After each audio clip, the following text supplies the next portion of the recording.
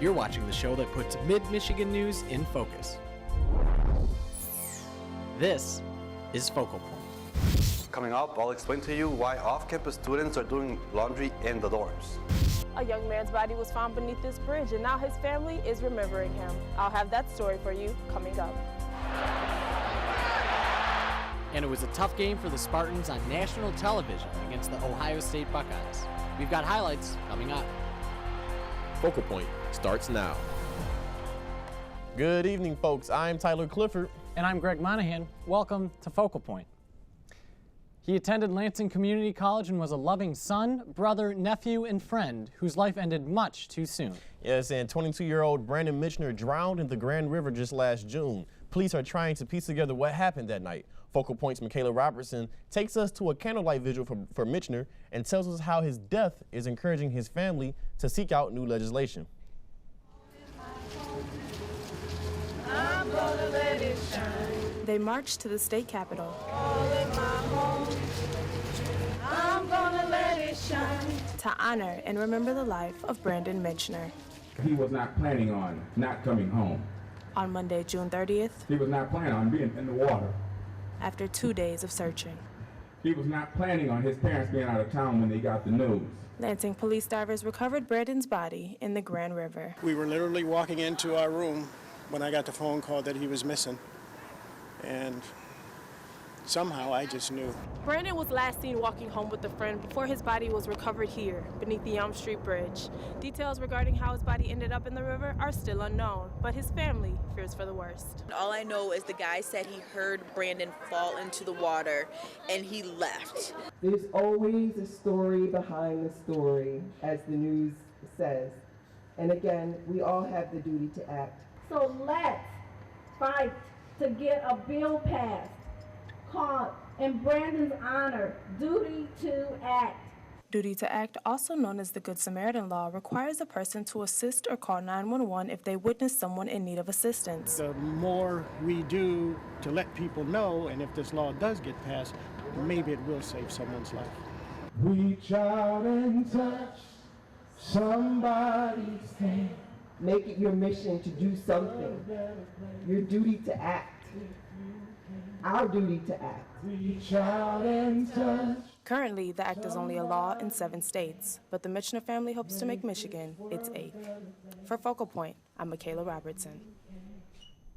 So far, the Michener family has been in contact with Theresa Abbott of the Michigan House of Representatives and is working diligently to get this bill passed. Well, just a few weeks ago, we moved the clocks back to an hour to standard time. Interesting enough, we spend more time of the year in daylight saving than we do standard time. How does this change our sleep and overall health? We took some time to figure it out. You know what it's called when we change our clocks, right? For me, it's just daylight savings. I believe it's savings time, I think. Everyone pretty much Savings, right? has an idea Savings. what Isn't it it so it is. compensates for the lack of sunlight or something? Daylight save. You sure? Even though almost everyone says it wrong. I mean, it doesn't matter to me as long as I'm getting the message across. Well, it's daylight saving time, and many countries practice it, advancing time by an hour in the spring and returning back an hour to standard time in the fall. The good news is that it adds an hour of sleep in the fall, even though the time change at 2 a.m. sometimes causes mixed feelings. I was up. I was excited about it. Freaked me out a little bit. But it costs 1 hour of sleep in spring, which can come with health risk. My concern as a sleep specialist is sleep deprivation, because that 1 hour of sleep deprivation causing a lots of problems with mood changes. At sleep clinics like this one in Okemos, people spend the night hooked up to sensors that record their sleep patterns. Recording different stuff, and that box is connected to the computer, main computer. A sleep pattern is synchronized on a 24-hour cycle, regulated by light. Daylight saving time, it pushes us out of sync, but it takes few days, and we will go back to our cycle. It is like same jet lag effect. In spring, we traveling eastward, and in fall, we travel to westward. Now, most electronic clocks will switch on their own, such as your cell phone, television, and laptop. But remember to switch the hour back on things such as your watch, your microwave, and even in your car. Dr. Mamadov is concerned with how the spring change may affect people's Monday commute to work. First of all, drivers drive in darkness, so that's why there is a more chance of accidents, and then they most likely to be sleep deprived for 1 hour. Daylight saving time will begin again on March 8th at 2 a.m. A federal appeals court recently upheld Michigan's same-sex marriage ban. The court ruled that nothing in the Constitution gave same-sex couples the right to marry. The ruling also upheld similar bans in Kentucky, Ohio, and Tennessee. So now couples in those states, as well as Michigan, they have to wait to see if the U.S. Supreme Court will hear their case.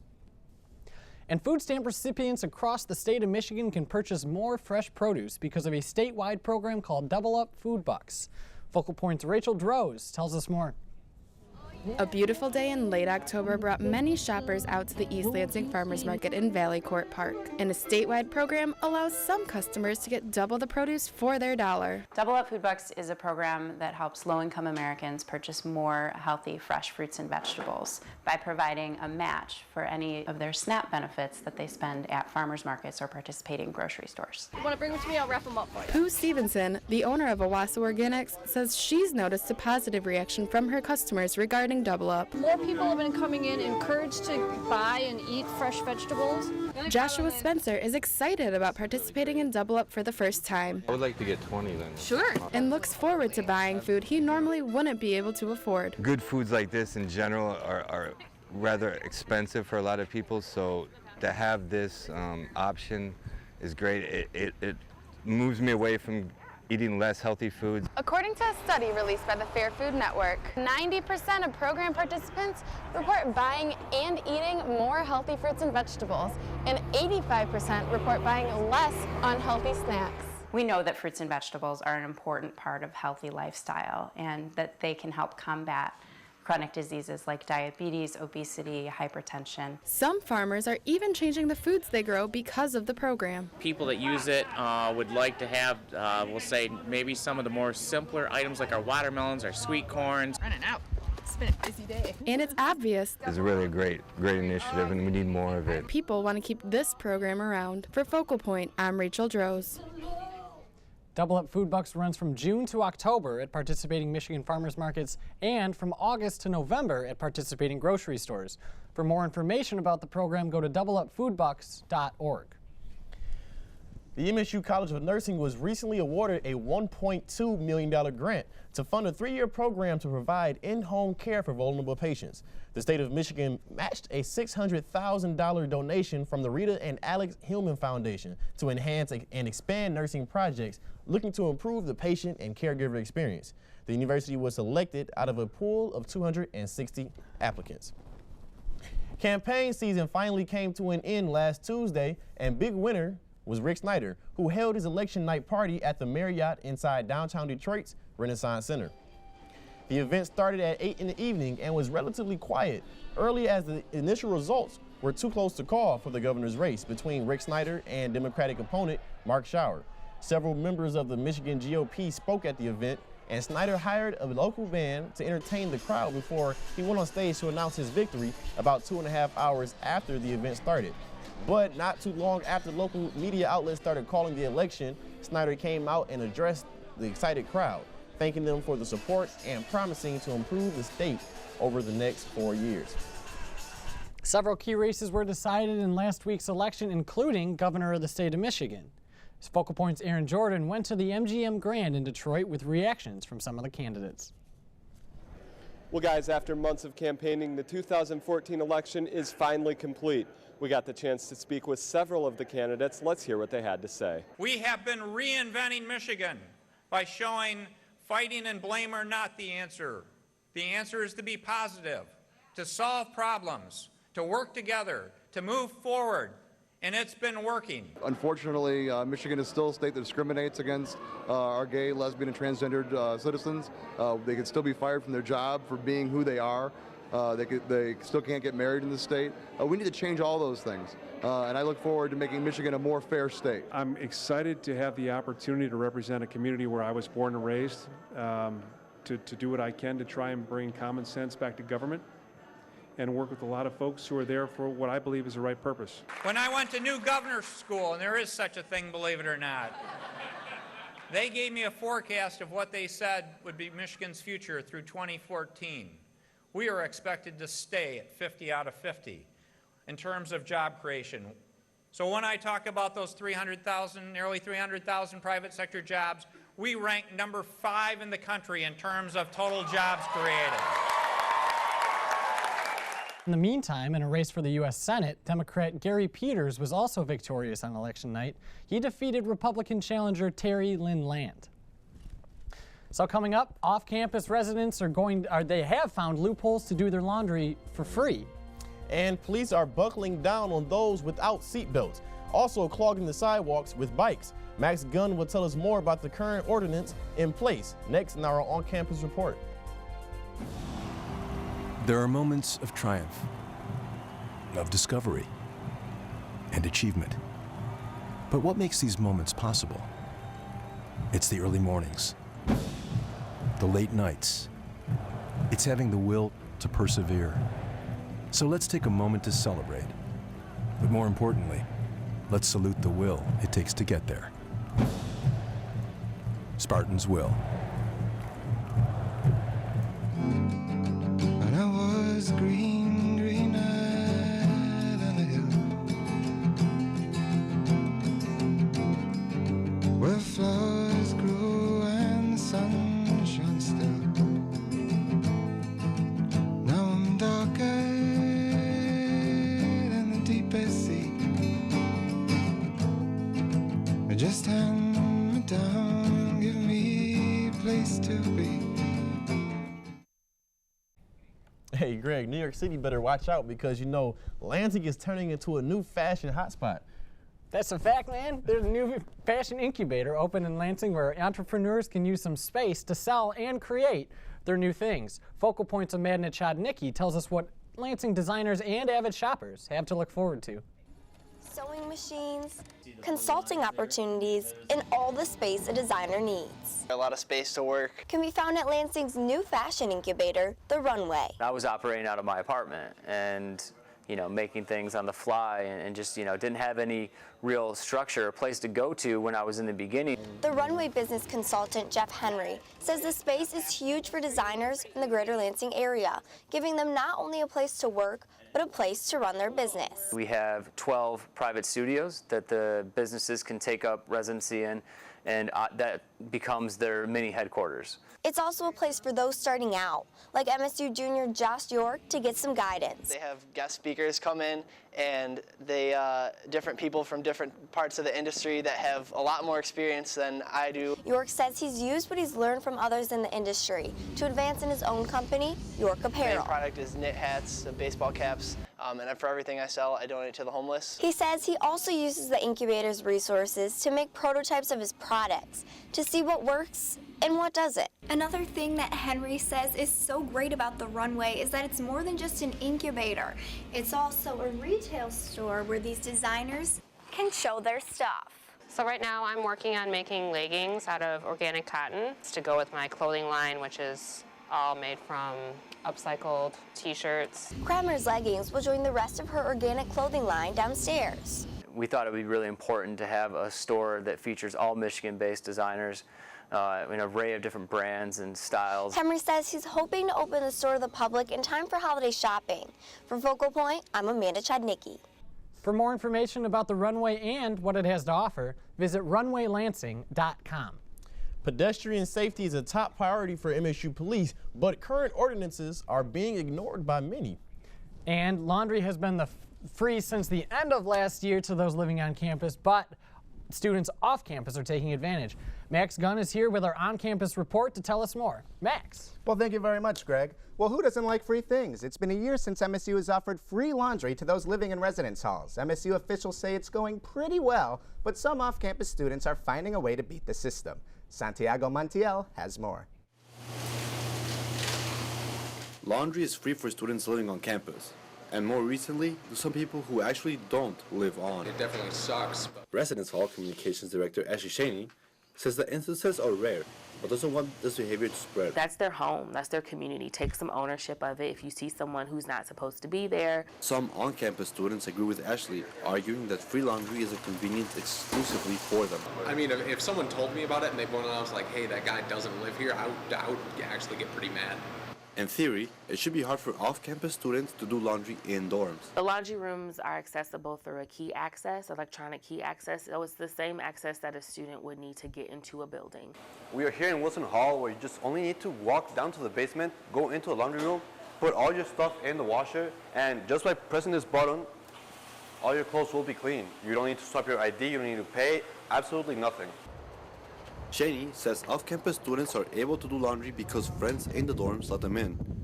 But in this hall, nothing prevents you from reaching the laundry room.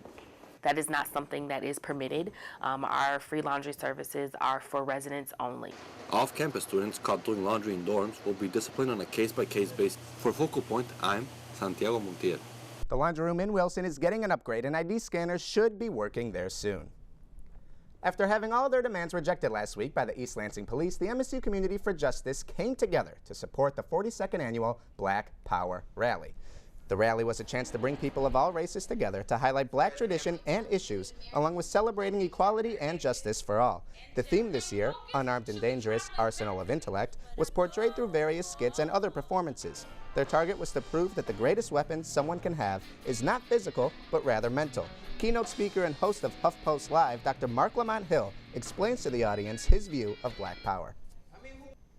Black Power is going to come in the bodies of young people. Black Power is going to come in the minds of a generation that said that we are tired of what we've been doing. We've had enough. Immediately following the rally, protesters from the Ferguson March last week organized to discuss ways in which they will fulfill their mission in getting East Lansing police to acknowledge their demands. Their next plan of action includes talk of a sit-in. MSU police are promoting bike safety by spreading awareness and enforcing existing bicycle laws on campus. This year, there's been an initiative to move bikers off the sidewalk. Focal Point's Jennifer Swanchera explains why. On Michigan State's campus, pedestrians own the sidewalk. According to existing laws on campus, bicyclists cannot operate their bicycle on sidewalks or crosswalks. Instead, bicyclists must use designated bike paths or the right side of roadways to navigate campus. MSU police hope increased awareness of these laws will help ensure safety on campus. The way the bicyclists are riding on the sidewalks, they're just creating a lot of unsafe conditions on here. Not only for themselves, but for motorists and pedestrians too. With increased enforcement of bike laws by MSU police recently, bicyclists may want to move from the sidewalk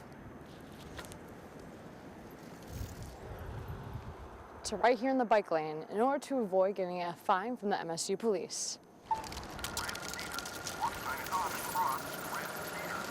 One bicyclist that rode away with a warning was junior packaging major Cameron Friesen, who was pulled over after biking over the crosswalk at Wilson and Red Cedar. And then I noticed these big, the red and blue lights kind of flashing. Didn't really take too much concern into it, just kind of looked around, continued biking. Then I realized that the officer was talking to me. Once the officer informed Friesen of the laws and gave him a warning, he immediately moved to the bike lane and has consistently used it ever since. So when he said $150 to ride on the sidewalk and going through the crosswalks and everything, I was pretty surprised, and then I was like, okay, I need to definitely change. MSU police hope to limit accidents on campus through awareness and enforcement of bicycle ordinances. For Focal Point, I'm Jennifer Swanchera. So far this semester, there have been 8 reported accidents between vehicles and bicycles.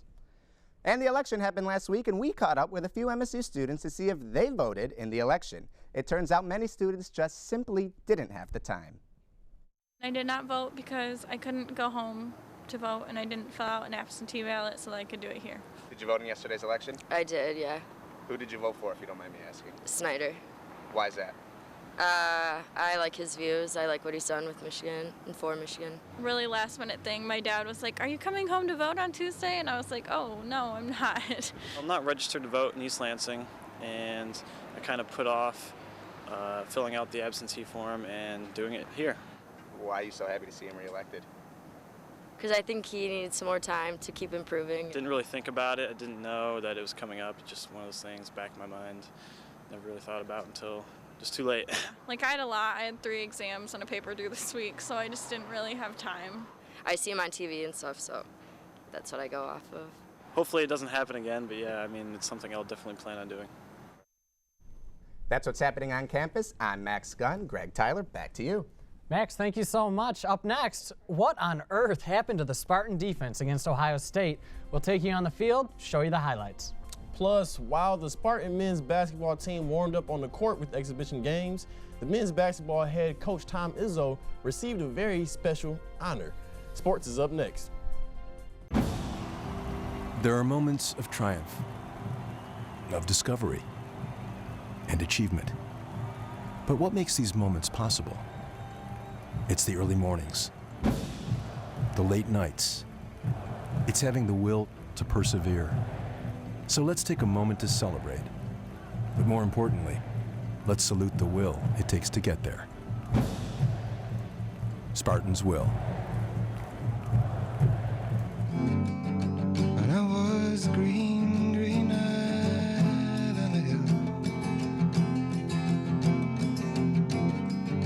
where flowers grew and the sun shone still. Now I'm darker than the deepest sea. Just hand me down, give me a place to be. Welcome back. Well, Saturday night featured the biggest game thus far in the Big Ten season, with a visit from ESPN's College Game Day and a national audience watching the Spartans take on the Ohio State Buckeyes in a battle of 2 top 15 teams. In a matchup where the winner would take first place in the Big Ten, the Spartans got off to an early lead with a Connor Cook touchdown pass to Keith Mumphrey.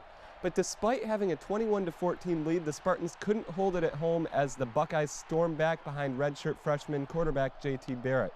Barrett had 300 yards passing and 3 touchdowns through the air, while also adding 86 yards and 2 more touchdowns on the ground. The 49-37 win was Buckeye head coach Urban Meyer's second against the Spartans, and it left Mark D'Antonio with a bad taste in his mouth.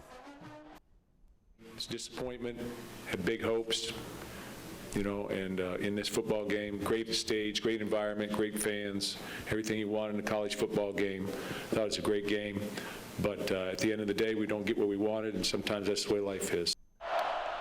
After giving up only 47 points total in the team's previous 3 home games, the Spartans were torched for 49 points on Saturday night in front of a sold-out home crowd on national television.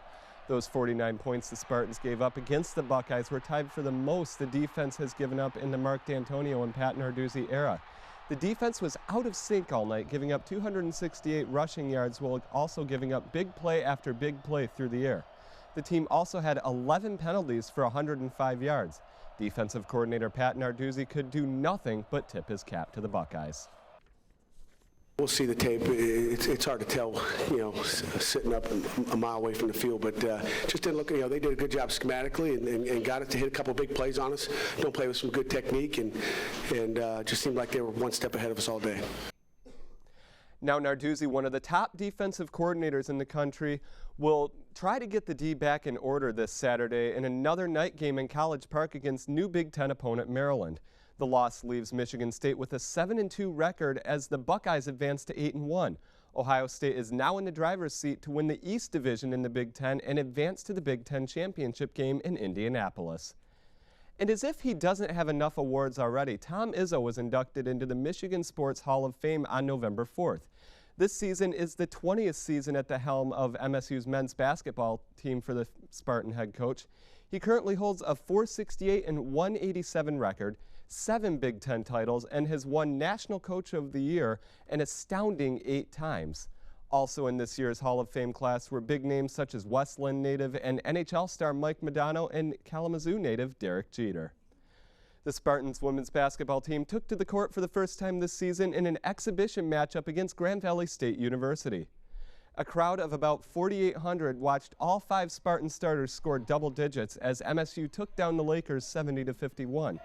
Redshirt sophomore Ariel Powers led the team with 20 points while also tacking on 10 rebounds as the Spartan used a 17-point halftime lead to cruise to a victory.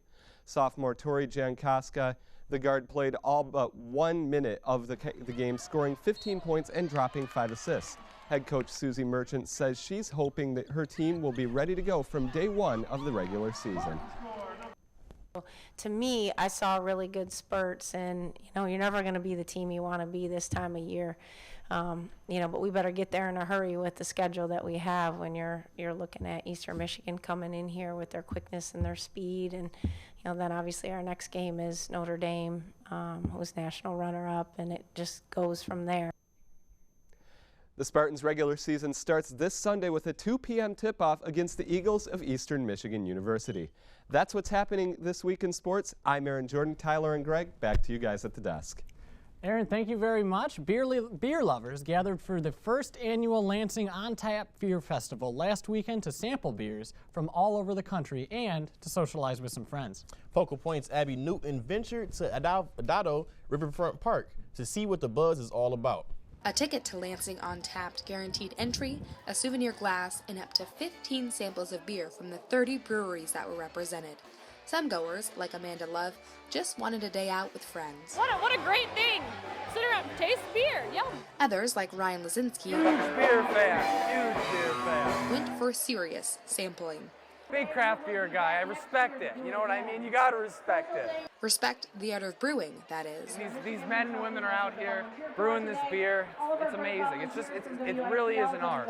Now, the festival featured over 60 beers from Michigan, California, Colorado, a few other states, and even Canada. Wyatt Crowell, one of the organizers of the event, says the festival provided an opportunity for people to step outside their comfort zone to find a new favorite beer.